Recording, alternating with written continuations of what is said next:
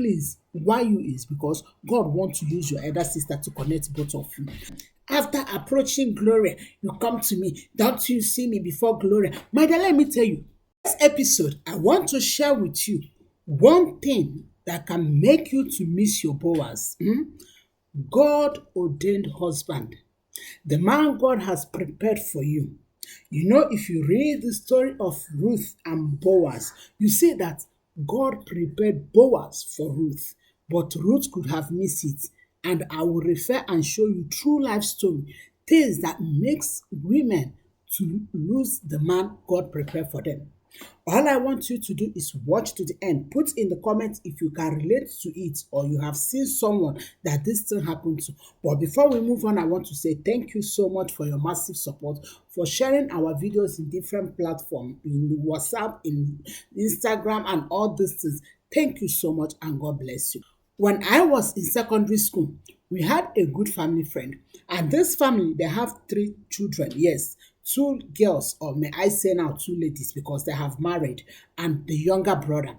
This lady, the big sister, when she was in secondary school, she has a good friend as well. Yes, like schoolmates, classmates, all these things, because they were our seniors in secondary school.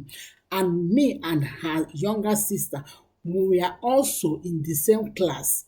But what happened? We finished secondary school. When we graduated, this lady, one of her classmates, like in their own class, because they're our seniors, you know what I mean? Like they are in SS, we are in junior class, all these things. One of her classmates approached her to marry her, and she said no. The guy asked why, because they were too close. They are so, like, when you're in secondary school, like this kind of friendship, like maybe this one knows how to solve some arithmetics, you are close to her or close to him. You know how we make friends in secondary school.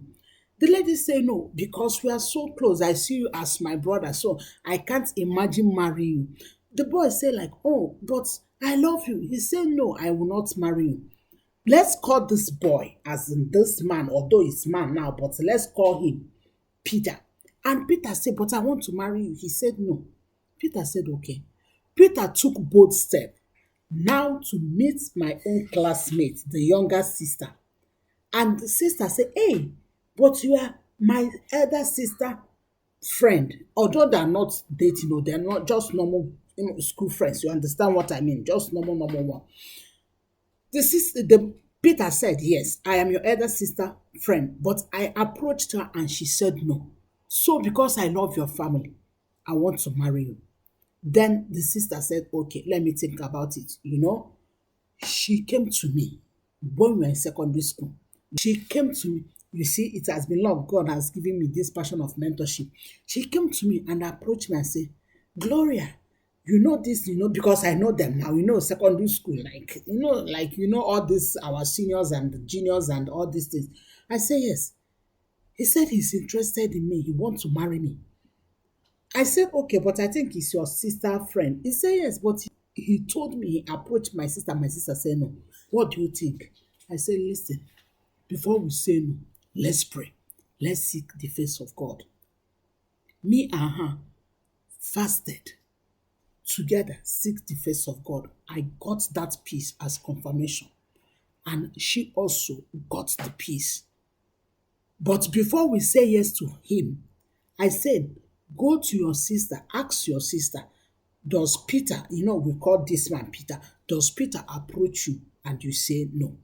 She asked her sister, and her sister said, yes, I can't marry Peter. We are like brother and sister. So how can I marry Peter? I'm so familiar with her.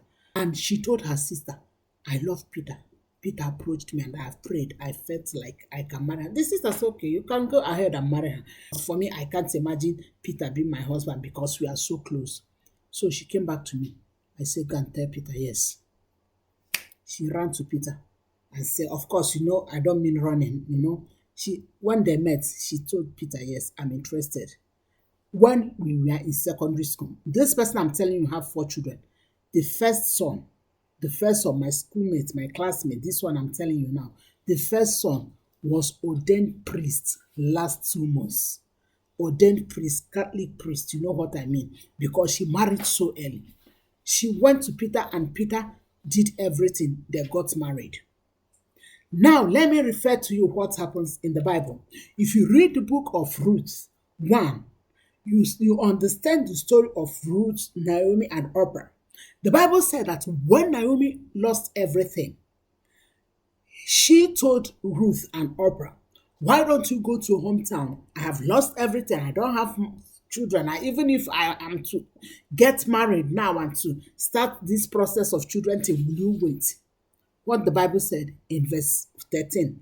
The Bible said in Ruth 1:13, Orpah kissed Naomi and said goodbye, but Ruth insisted. Sisters, what am I trying to say?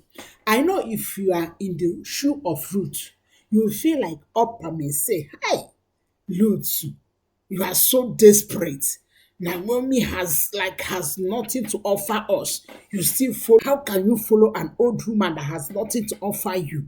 Naomi children has died. So what are you benefiting? You said no to your Naomi just because Orpah went back. So what am I trying to say? Compare it with this life story that I share. The story of Ruth and our family friend. You see that they are similar.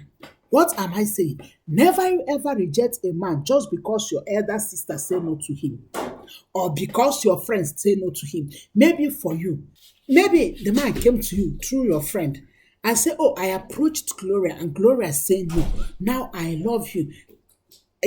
Ask you, can you be my wife? And you say, after approaching Gloria, you come to me. Don't you see me before Gloria? My dear, let me tell you, I may be the channel, I may be the vessel God used to connect two of you. So don't say no to a man just because Gloria say no. Imagine Ruth could have missed Boaz if he followed what Orpah did. She could have said, oh, because Orpah said no.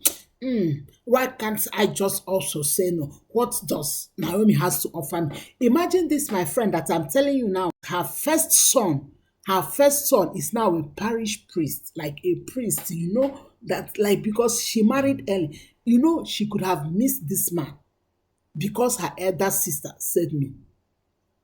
This one is her elder sister, the same mother and father sibling. So what am I saying? If a man approach you and you notice that maybe this man came through your friend, or this man came through your sister, or this man came through someone, if you are not the first spark, the person rejected him. May I use the word rejected him?